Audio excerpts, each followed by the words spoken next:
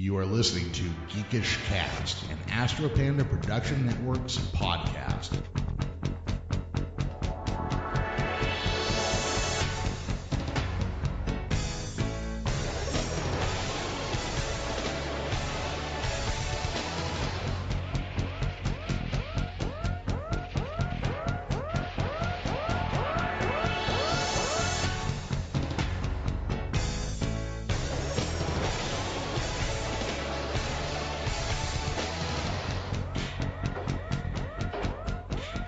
Welcome back to Geekish Cast, episode number 163 with Alex J. Schumacher.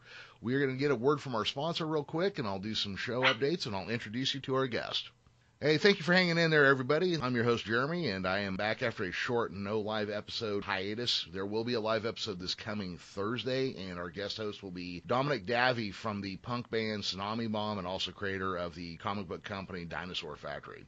But joining us right now is Alex J. Schumacher, writer, illustrator, and drinker extraordinaire. What's happening, Alex? Hey, Jeremy, how are you? I'm a little hazy. The wildfires as we record this are still smoking up the valley pretty good, but that's right. I'm okay. How are you doing? Doing pretty good. A little hazy, not necessarily from the fires, just from waking up. just life.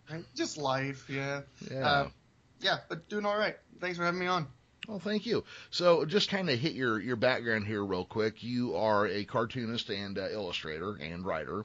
You've got a couple recurring strips, a recurring column, and you did publish a graphic novel in 2013. So before we get into those specifically, how did you get into indie and alt comics? Well, I actually was pursuing a career in syndicated comic strips for a little while when I first started getting back into it. Just sort of by happenstance came across the Kevin Smith movie Chasing Amy. And, you know, it's an okay movie, but through it, I found the artwork of Michael Allred, who does Madman. At the time, he was doing that. And, you know, of course, now he's working on a bunch of DC books and Marvel. And he sort of was a throwback to the Kirby era. And at the time, when, you know, comic books were drawn by people like Todd McFarlane and Jim Lee, and then these very, you know, heavily, intricately drawn panels and pieces. And so with the way that I draw, I thought that, well, maybe comic books weren't the way for me to go at the time. But when I saw Michael Allred's artwork and then through him discovered, you know, Fantagraphics and Image and Drawn and Quarterly and all of the indie publishers that were out there, you know, galvanized me to get back into comic books. I noticed that one of your strips you do is Mr. Butterchips. Mm-hmm. Now, back in the olden days, the 1990s, for people who are historians and whatnot, will remember there was an explosion of indie comics and black and white publishers a second time during that period. Yes. And I actually had a Drunken Monkeys bowling shirt from that period of time. Oh, that's awesome. Yeah. So that was... Yeah, that's the magazine. They're called Drunk Monkeys, who publishes Mr. Butterchips. Yeah, so that one definitely spoke to me because I did like that. You and I met because of a friend of yours who I met on Twitter, but also because you were involved with the Alternative Press Expo this year. Yeah, I hadn't been there for about 4 or 5 years, and so it was my first year back. Well, and they had sold that off, right? Yes, so Comic-Con, the Comic-Con, was running it for a long time, and they had procured the convention from Dan Vado, who runs Slave Labor Graphics, and so he got the convention back a few years ago, which was right after I did the last one.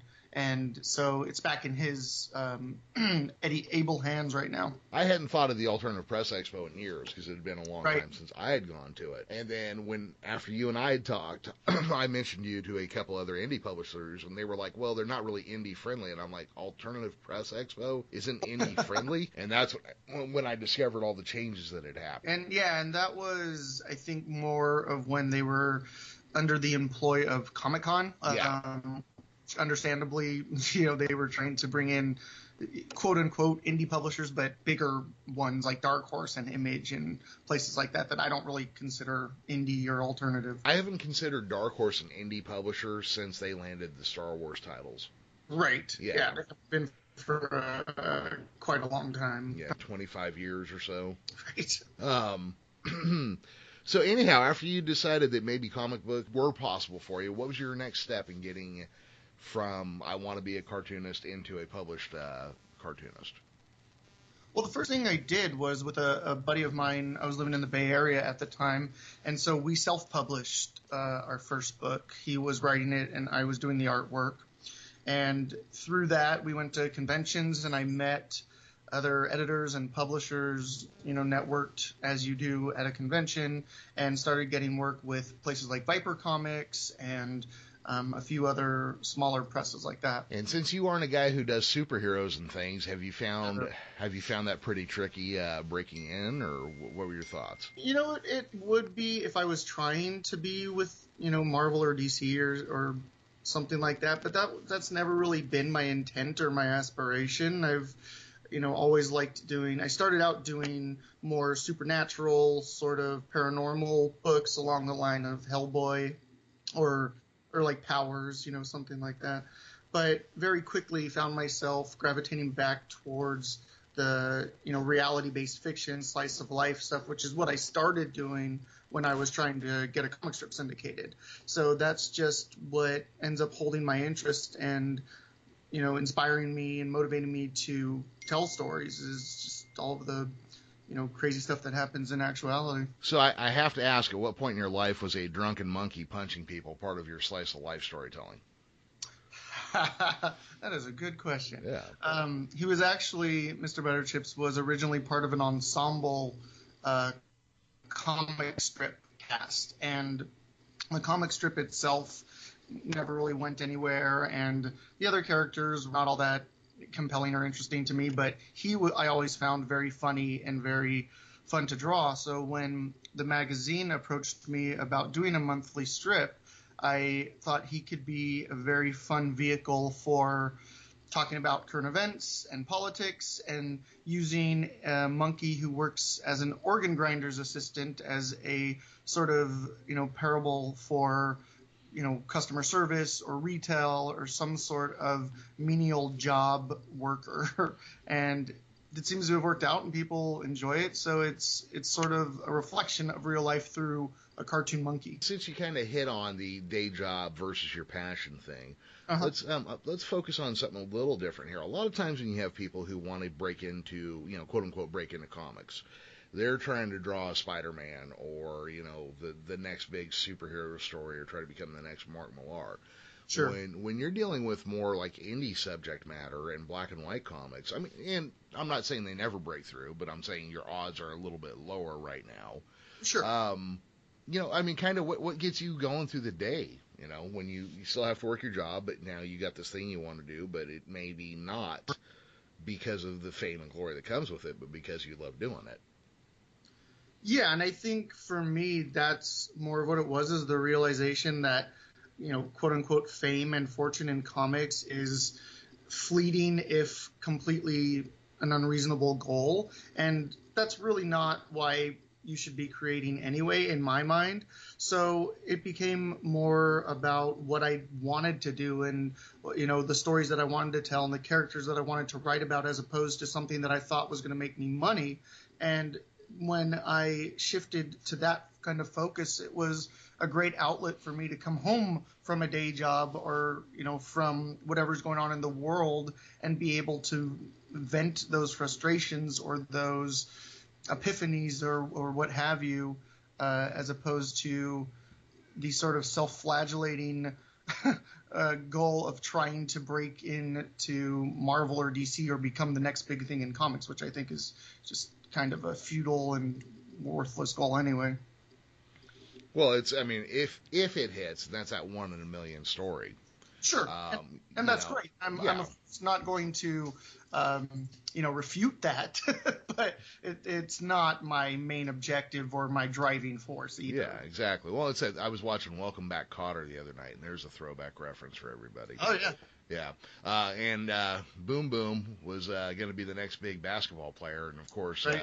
Mr. Kotter had to put him in his place and show him that a 38-year-old teacher could play almost as well as he could. That's the other thing too, is the realization that no matter how good you think you are, or no matter how good you are, there's always somebody that's better, number one, and there's always a million other people trying to do the exact same thing that you are. So, believing that you're going to find yourself in that 1 in a million position is just a little bit self-defeating, I think, and kind of sets you up for disappointment. Yeah, and not only that, but there's guys out there who are better artists than people working in any of the major publishers right now, who are never going to be found. Absolutely, and that goes across the borders of any kind of creative endeavor. Is the musicians who are professional, multi-million dollar making musicians. There are a multitude of much better, much more talented musicians out there, and same goes for writing and dancing and painting and any of those other milieus, I suppose. There's always a bunch of other people out there that are going to be better and that are champing at the bit to take your place. Yeah, and let's talk about that a little bit too, because sometimes it's luck, but sometimes it's just self-promotion too. Yeah, I think it's a cocktail of the two, and hard work and productivity.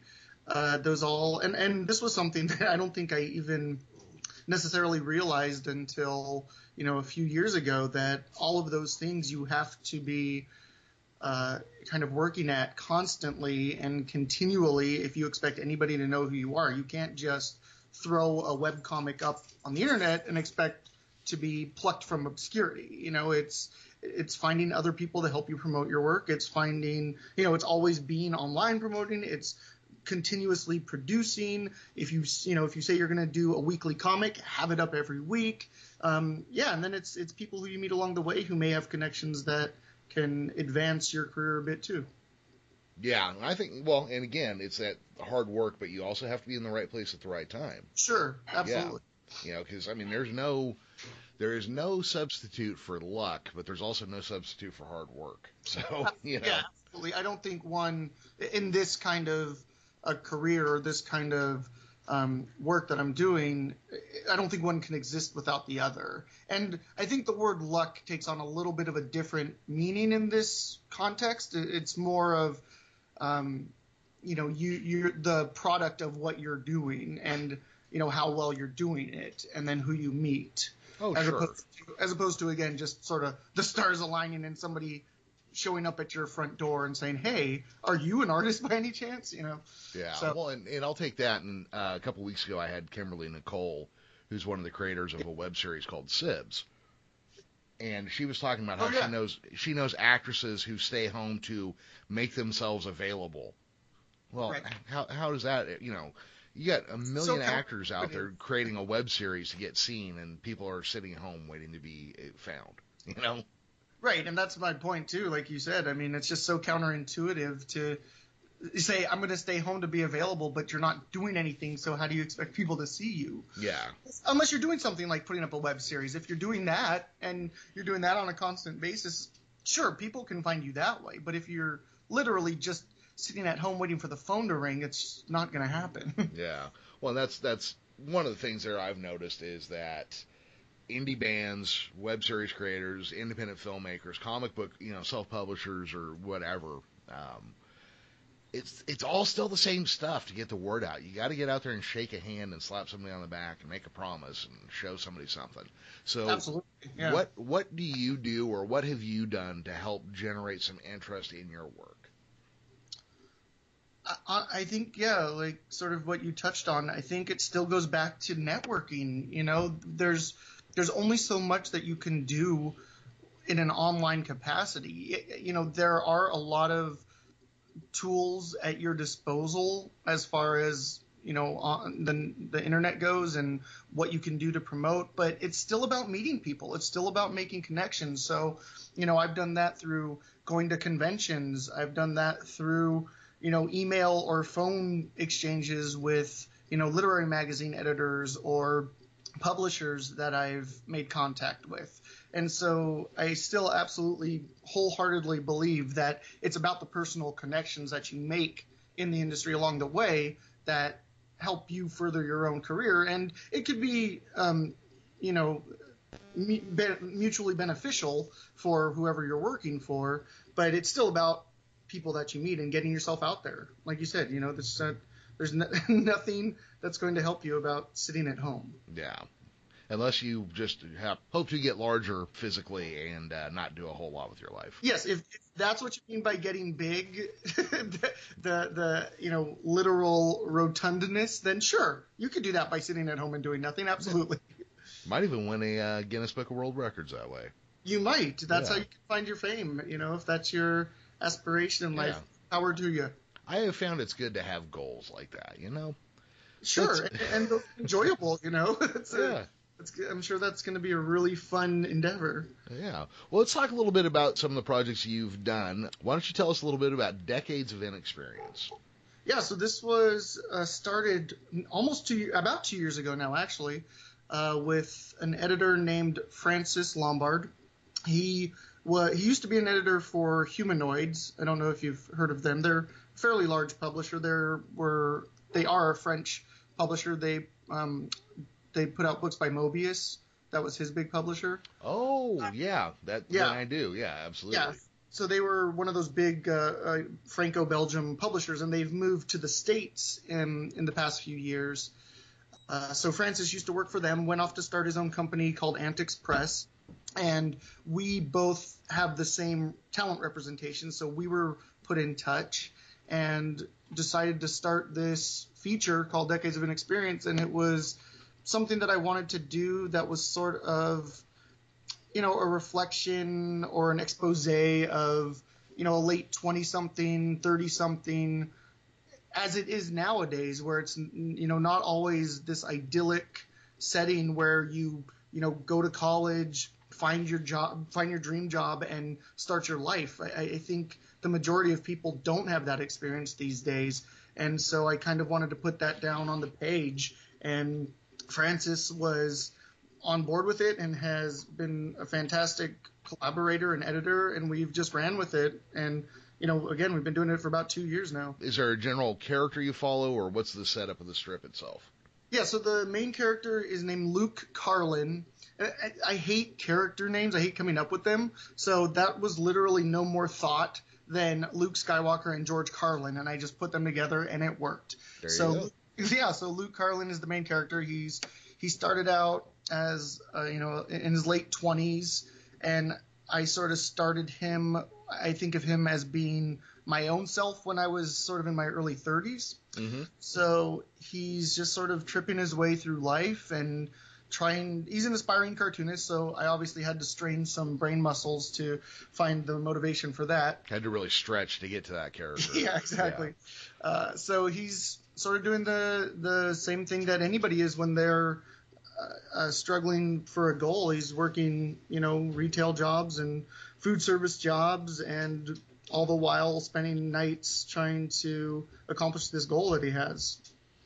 Hey, so when you've been working on this, did you ever find some little job that you loved, like your little side job? Was there ever one you really enjoyed? Like a day job? Yeah. No. What was the one you hated the most? Oh, the one I hated the most was when I worked at Best Buy, for sure. That is, with a bullet, my most reviled job that I've ever had. It was terrible.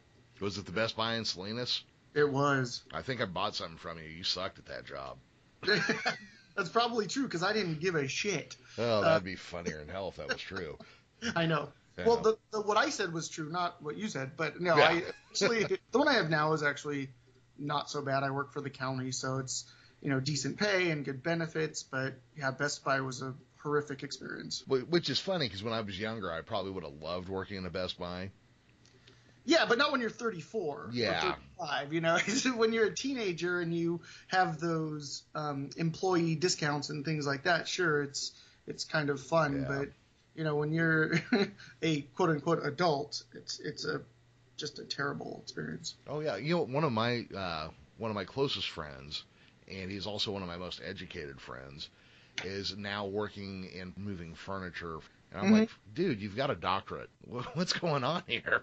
So, yeah, and that's the other thing. Yeah, I mean, the job market is also difficult. I mean, even for people who are highly educated, it's just not that easy to find jobs these days. I live in terror of ever losing a job again, because I'm 44. Mm-hmm. I know what happens at my age. People don't touch you anymore, you know? Right, Yeah. right. There's definitely that ageism that happens at a certain point. Absolutely. I said, especially for a job moving furniture, I would imagine. Yeah, I would look second, a couple of times at a guy that age looking to move furniture or something. I'd be like, I can get a 22-year-old, half your price. You could probably, Exactly. yeah. And But, not have to worry about paying him his disability when he throws his back out. And I'm not saying you can't be in good shape in your mid-40s. I'm just saying I'm not. Right. Well, I'm also seeing perspective that a possible employer may have on somebody that age too. No, it's funny because my company, we are looking at expanding our presence in California, and every time we go, look, we got to be in the Bay Area, and then the vice presidents up north go, well, yeah, but people there think they need to make $100,000 a year, and I go, they don't think that. That's what they need to make to live there. Yeah. So to eke out a modest living, Yeah, and that's the thing. I'm not even talking about an extravagant living. I'm talking if you want to live further than Dublin, going towards the Bay, and you don't make $100,000 a year, you're eating tuna fish 3 times a day. Yeah. Yeah, and tuna fish for breakfast is no good. Yeah, you're like splitting a power bar, and those are your 2 meals. Yeah, and you have 6 roommates. Right. Yeah. Having never been in a band, I never had to live like that. Well, that's good. Let's talk about your column, Breadcrumbs from the Void. Sure. Who do you publish that through, and what's that about? So that's through a literary magazine called 5 to 1 magazine, and it's a writing column, a writing advice column, but I do it from a very satirical standpoint because I call it a tough love writing column. Mm-hmm. Because I'm basically just berating people who are reading it, telling them that they're lazy and worthless, and if they don't get up off their asses, then they're never going to accomplish anything. So there are, I hope, little pearls and nuggets of wisdom peppered throughout, but for the most part, it's just me railing against the people who are reading it, which is kind of fun. Yeah, that's entertaining. Mm-hmm. Yeah. That's what it is. I mean, I don't necessarily intend it to be educational because, who the hell am I to educate people on writing? But it's certainly entertaining, I hope, at least if you read it, because that's how I'm intending it to come across. All right, and we talked a little bit about it, but let's cover Mr. Butterchips again real quick, where people can Sure. find that and what he's up to and what he's all about. Yeah, so that's Mr. Butterchips is published monthly through online magazine called Drunk Monkeys. And so, again, he's just sort of this stand-in for my own views on, politics and life in general, told from, sort of a surrealist, humorist standpoint. And so that's published at the beginning of every month from Drunk Monkeys. Well, one of the things I was going to point out is that kind of the last real big push in alt and indie comics was the 90s. There's still stuff out there. Yeah. But at that point, people were looking for them and actively pursuing, finding them in zines and this, that, and the other. Right. First off, probably because it's a lot easier to self-publish and make a slicker-looking magazine now than it's ever been, so you don't really get the charm and the roughness of the old alt comics. Oh, absolutely. Yeah. But there was a thing... Oh, I'm sorry. Go ahead.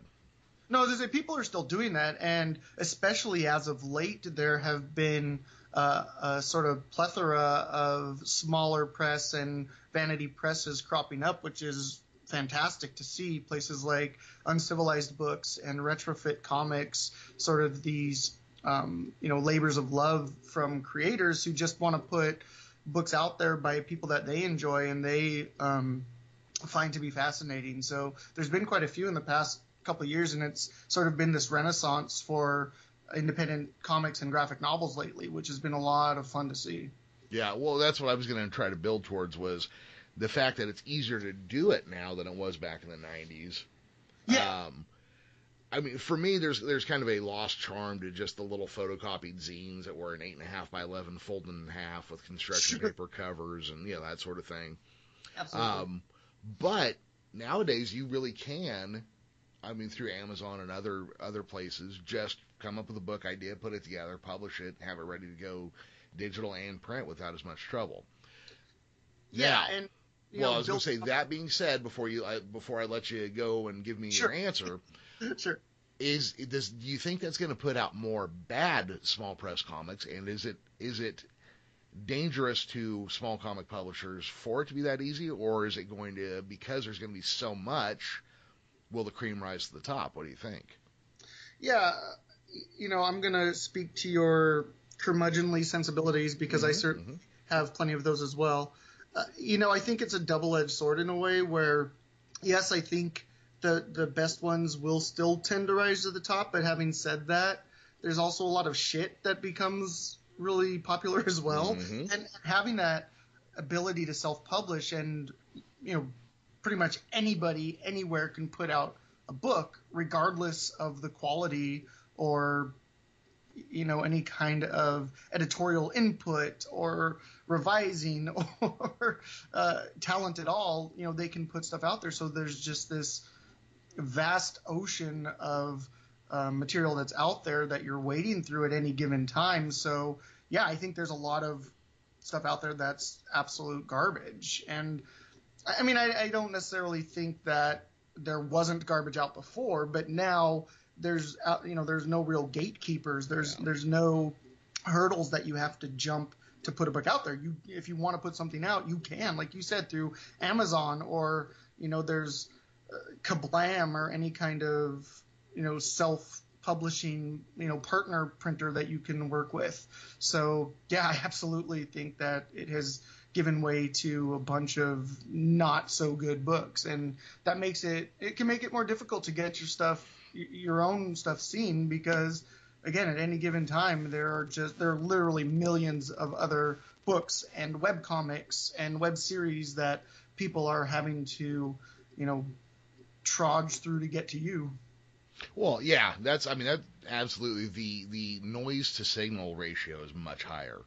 I mean, just in everything, just the amount of shit competing for your time. I mean, right. I talk to independent comic creators like yourself, web series creators, small filmmakers, the other podcast hosts. Shit, there are thousands of hours of stuff to get through. Oh yeah, I mean, you could spend every waking minute online and not even discover a fraction of what's out there. It's incredible. Yeah, it's a blessing and a curse, as they used to say on Monk. Oh, absolutely. Yeah.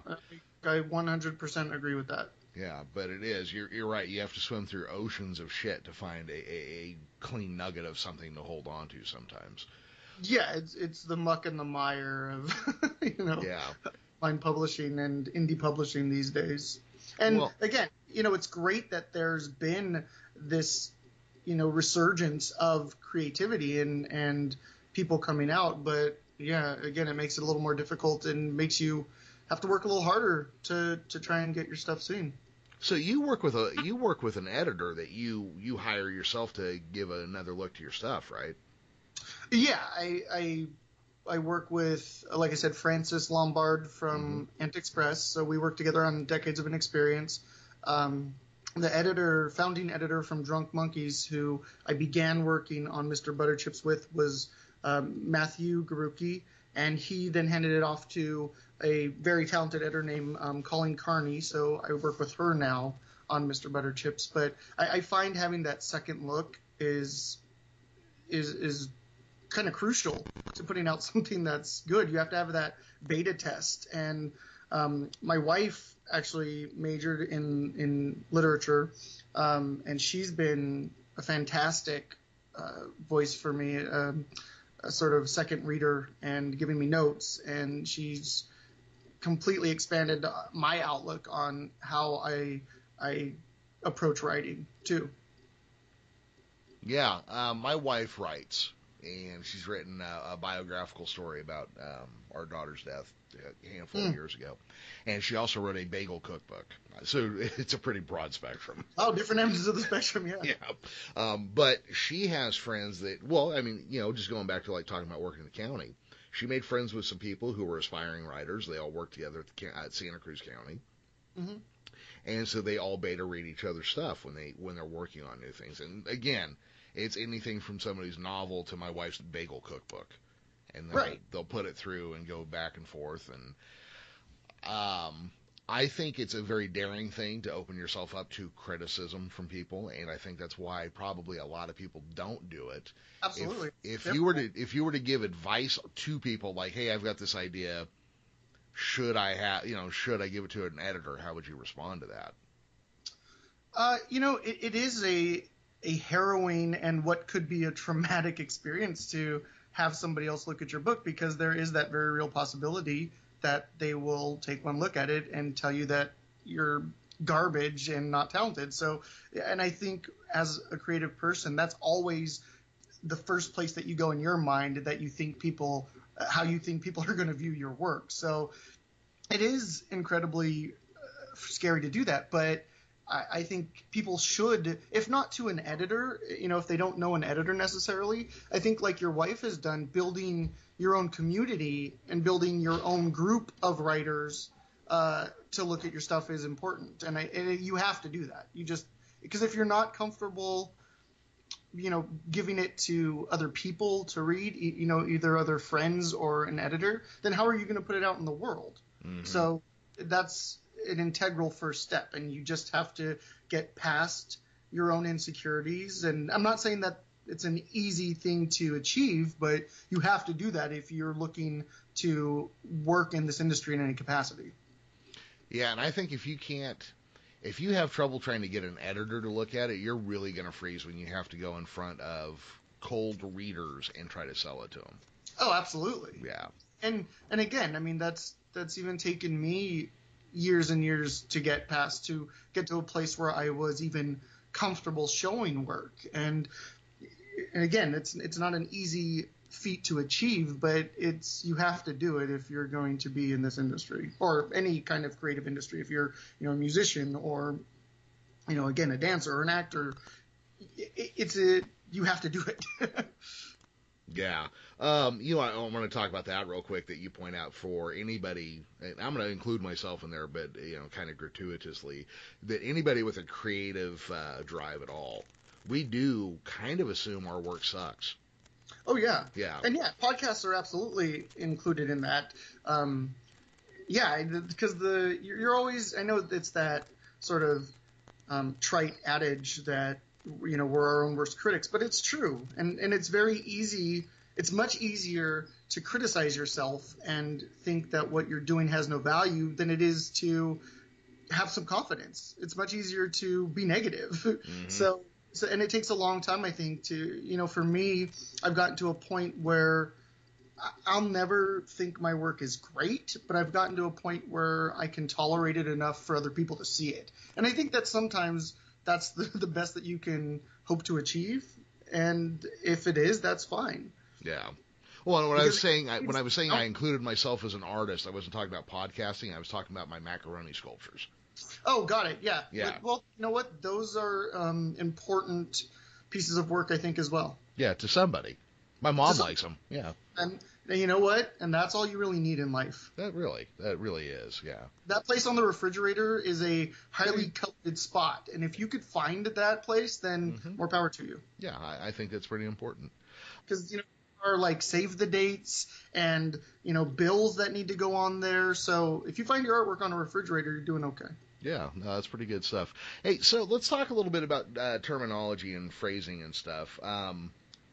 The Ape Show, the Alternative Press Expo, was originally meant kind of deal with like alternative comics, as they would have been called in the 90s, because everything was alternative in the 90s. The music, right. Flannel shirts, the whole bit. Yep. Alt has kind of taken a new route to being more of a dirty word now, though. Yeah, with the alt-right and... Yeah, well, that's the big puncher, but, I mean, alt is being used as a way to make... Well, it's just a way to now say Nazi without calling a Nazi a Nazi, Yeah. Do you think that's going to damage the word overall, or what do you see going on with that? I don't think so, only because it's a pretty specific context that you're speaking about it when you're talking about Nazis as opposed to an alternative press. Now, I think, personally, I think the idea of alternative comics and alternative music is a little bit silly and sort of a misnomer in a lot of ways, because what are you an alternative to? I mean, I guess the mainstream was the idea initially, but a lot of that work that was initially dubbed alternative became mainstream. Yeah. So at that point, what are you an alternative to? So I think that idea of alternative art is a little bit silly. I tend to gravitate more towards the word underground. I think that holds a little bit more value as far as I'm concerned. But, I don't think it's going to damage work, now that alt-right and, neo-Nazis are associated with that term. At least I hope not. Alternative facts.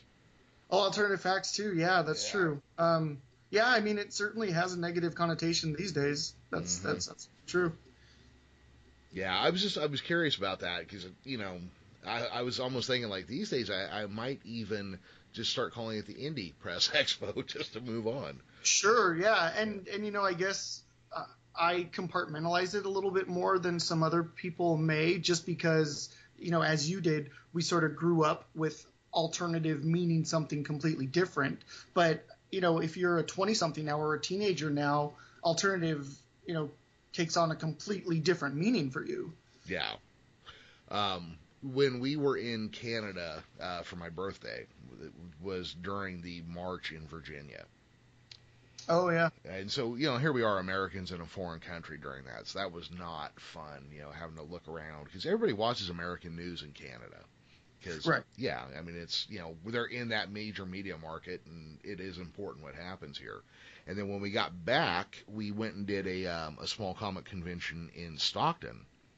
Okay. And a kid dressed as the Red Skull was up for, and when I say kid, I mean he was 11 or 12. Okay, so not. So a kid was up for an award, and I was talking to his parents. They're like, God, you have no idea how much time we had to spend pulling iron crosses and shit off his costume. Yeah, I'm sure. That's that's sort of the sad part too, is people who, cosplayers or, what have you, have to be more conscious about that. Maybe not sad, but because it used to be so innocuous to a degree where a Nazi was a villain. If you were dressing up as the Red Skull as a Nazi, you were a villain, and it has become a point of contention now to even, like you said, do something as simple as cosplaying, which it kind of sucks. Well, the fact that we're even having a conversation about whether it's okay to be a Nazi hater or not. Well, right. Yeah, that's the thing too, is the whole Antifa, this idea that anti-fascism can be a negative thing. We fought a war about this. You should be against fascism. I don't understand why that is even a conversation that we have to have these days. Yeah, that just my mind. That's one of the things I've been running into lately. I see and look, I was a Skinnerd fan when I was a teenager. Sure. So I own shit with that battle flag of the Confederate States on it. I wouldn't now, but back then it was a different time. But when I see that flag or a Nazi flag or those flags, I just want to look at people and go, I want you to make no mistake about this. The people that carried those flags killed Americans. You cannot be a patriotic American and carry that flag. Absolutely true. Yeah. And, the thing is, you saying that you bought a Lynyrd Skynyrd album that may have had a Confederate flag or something on it, there's a world of difference between that and hanging a Confederate flag in your room or having a Confederate flag on your truck or something like that. I think those are two vastly different ways to... Well, I think in the 80s you could have a Confederate flag because you were a Skynyrd fan. You know what I mean? Sure. Yeah. I think it would be... It wouldn't look well in reflection, but its meaning at the time wouldn't be as stark and hateful as it would come across now, I would think.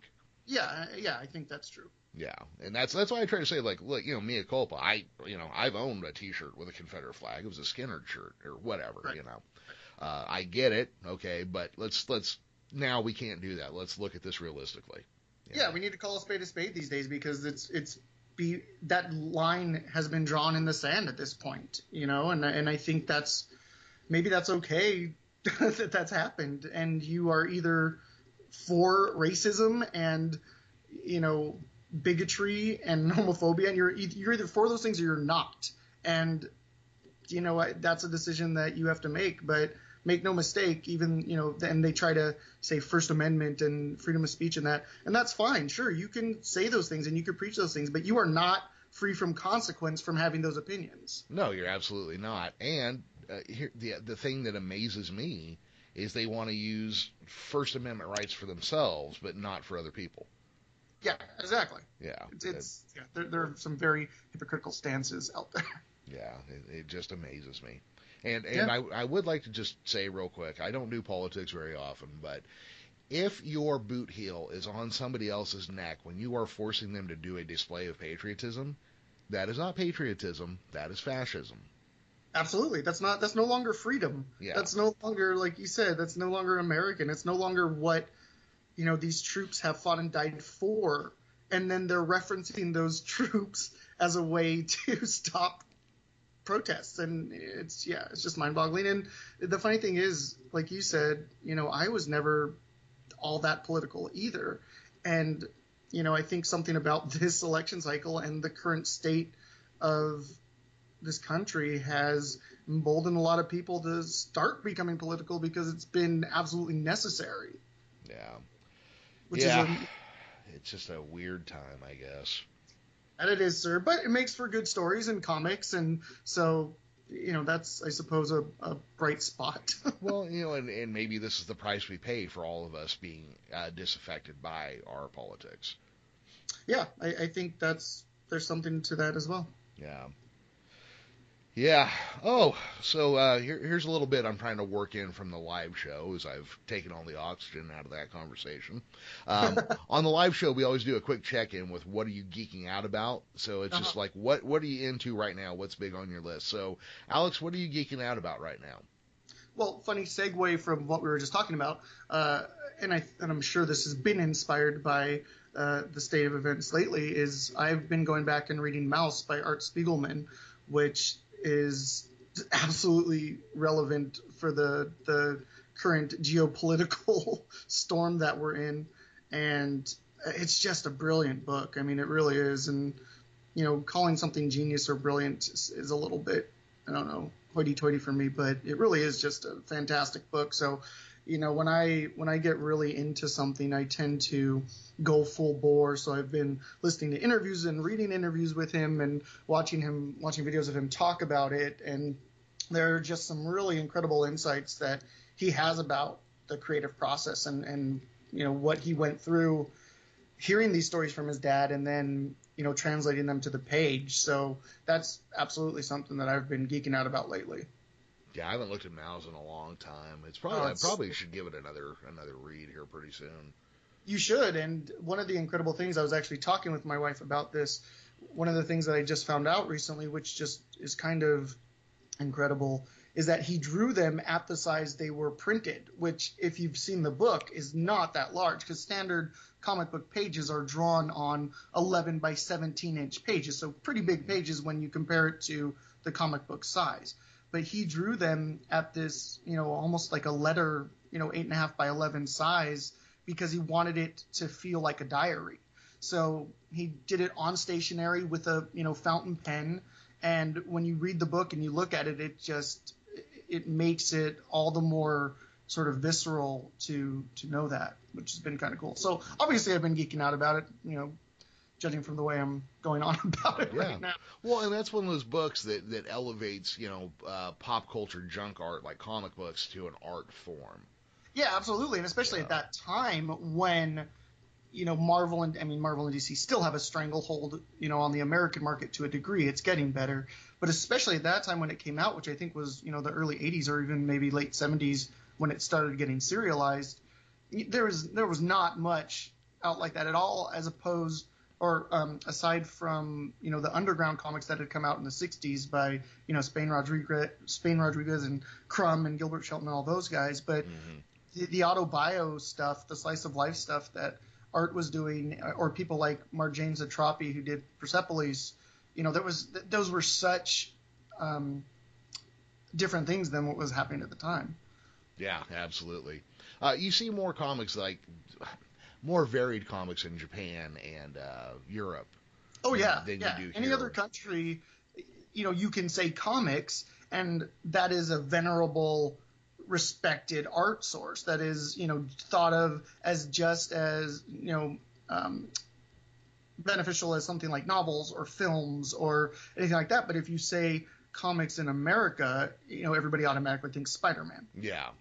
Well, and that's kind of where the word graphic novel, I think, came in too, is so people could kind of go like, hey, don't look at the word comic, look at this.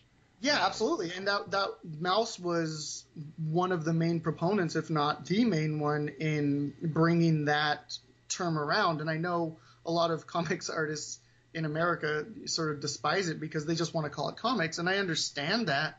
But the term graphic novel, especially here, I think is an important distinction to have because it does state that you're not drawing Captain America or the Hulk. Mm-hmm. So I think maybe it is a silly term or whatever, but I think it's an important term to have, at least until that perception and that mindset shifts, which it's starting to a little bit. But, by that time, the term graphic novel may just be so ingrained in the culture that it ends up sticking around anyway. Yeah. That's I just had a conversation with somebody. For those who follow mainstream comics, DC Comics is getting ready to cross over the Watchmen with their regular DC universe. Oh yeah, I think I read something about that. Yeah, well, and there's an actor we know in Canada that the only comic book he's ever really read and loved was Watchmen. So I sent him that story. Oh, okay. And he asked me, he's like, what? He goes, I think it's a fail. What do you think? I'm like, Watchmen is one of those books that I say elevated the art form to it is a pure work of art in that genre. Because it's a superhero comic, but it's not a superhero comic. It's a deconstruction of superhero comics, which is what I really love about it. And, say what you want about Alan Moore, the guy is an incredible writer. Well, he's a mad genius. I mean, The thing is, though, like Watchmen has one book where if you look at the first panel on the first page and the last panel on the last page, you can work back to the middle, and they are actual deconstructions of each other as you go. Yeah, and that's what he was sort of satirizing, superheroes. It's not. I don't necessarily even consider it a superhero book because I think it's when you do that, it's a little bit of an insult to the book, and it's sort of a devaluation of what the book actually accomplishes. So I don't even consider it a superhero book. Yeah, and I don't know about you. I reread it every few years, and I still, every time I read it, I see stuff I didn't catch before. Yeah, it's absolutely one of those books. Yeah, so that's where I came down on that one. All right, so Alex, we're getting ready to wrap up on time here. If somebody were to come to you and ask, hey, I've got an idea, or I want to be, I want to do comic strips, I want to do some, stuff like you. What are some quick pieces of advice you would give? Don't wait for permission. Put something out there. That's like we were discussing a little bit before. That's the beauty of the internet. Put up a website. There are free hosts like WordPress or Blogspot, if people still use that, or Tumblr. You can do it. So don't wait for somebody to tell you that it's okay. Just take the initiative. Put something out there. If you have a project that you want to do, just do it because you have to be your biggest champion. Nobody's gonna nobody's gonna hoist you on their shoulders and tell the world about you. So just get off your ass and do something if that's what you actually want to do. And the other thing is don't rush it though. Make sure that your work, the quality of your work, is at least tantamount or to what's out there, because you don't want to put yourself out there and be known as somebody who does subpar quality work. So it's okay to wait a little bit before you do that. So make sure your work is good and then put it out there and run it up the flagpole and see who salutes. And let me ask you this: should somebody wait to perfect their artwork, or should they go ahead and try to get something finished first? What do you think is more important? I don't like the word perfect necessarily, so I would say hone your skills. Make sure that you have something of at least some quality, and at that point, definitely put something out there. But take the time to make sure it's good before you do that. Okay, and that's what I was hoping you would say, because a lot of times people let the perfect be the enemy of the good, and if you do that, you'll never finish anything. Exactly. That is absolutely my stance, is if you wait for perfection, you're never going to be done. Because I still look back on things that I've done, and I can find things that I would change now, or little imperfections, or things that I may have done differently. But that's the process. That's the nature of artwork in general. So yeah, perfection is definitely the enemy of art. Mm-hmm. And then, do you still work pencil, pen, and paper, or are you on computers now? What's your method? I'm old school, so I still do traditional. I started drawing pen on paper. I still do pen on paper. Obviously, clean up a little bit in Photoshop, so because your work has to be digital these days. Mm-hmm. So I do a very small amount in Photoshop. Add some gray tones at times in Photoshop, but the vast majority of the artwork is just done traditionally still. Yeah. Do you use like old style fountain pens, or do you use markers, or what do you use? So I started trying to use brushes, and that takes a long time to perfect. Yeah. and or not perfect, but even get some sort of proficiency at all. Proficiency with it, right? Yeah. So and I've gotten to a point where I do use brushes sometimes now, or brush pens, but I found Micron marker pens which have a little bit of that give that brush nibs have. So a lot of what I do is with Microns now. Yeah, there are a lot of nice markers out there. I don't draw as much as I used to, but I've started dabbling again. Mm-hmm. It's probably been 15 years since I really drew with any consistency. But I'm playing with it again, and playing with different pencils and pens and software, this, that, and the other. So yeah, there's so many out there now. Like you said, you can experiment with different pens and different brush pens and different dip pens if you still want to try that. There's just so many out there now. So just find the one that you enjoy and that works for you. All right, cool. So if people want to find you on the internet, Alex, where can they look for you at? My website is alexschumacherart.com, and I am on Twitter and Instagram at AJ Schumacher Art. Awesome. And are your books available on Amazon, or where can people find those? The graphic novel I did in 2013 is available on Amazon, The Unemployment Adventures of Aqualung. Otherwise, you could find Decades of Inexperience every Friday on anticspress.com, and Mr. Butterchips monthly on Drunk Monkeys. That is awesome. All right, everybody else, get out there, check out Alex's stuff. I really like his artwork. I'd like to see him do a horror comic, but he doesn't agree with me on that. So No, I'll do it for you, Jeremy.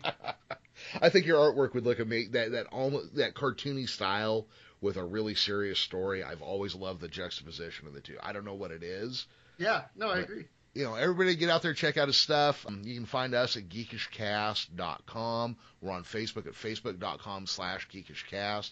I tweet from @thegeekishcast. Alex, thank you for coming on. I really appreciate you taking the time to do that. Oh, thank you, Jeremy. Sorry if I was a little hazy. I'm working through the coffee right now. But thanks so much. We're both in the same spot. It started off slow, but I think it ended up well. So yeah, and I really appreciate you having me on. Yeah, well, I appreciate you taking the time to do this. Yeah, it was a lot of fun. Guys, check us out. Thursday night, we will have a live episode. Dominic Davey from Tsunami Bomb will be on. Nice. And, he's a fun guy. He does a lot of really cool horror comics and stuff, too. Cool.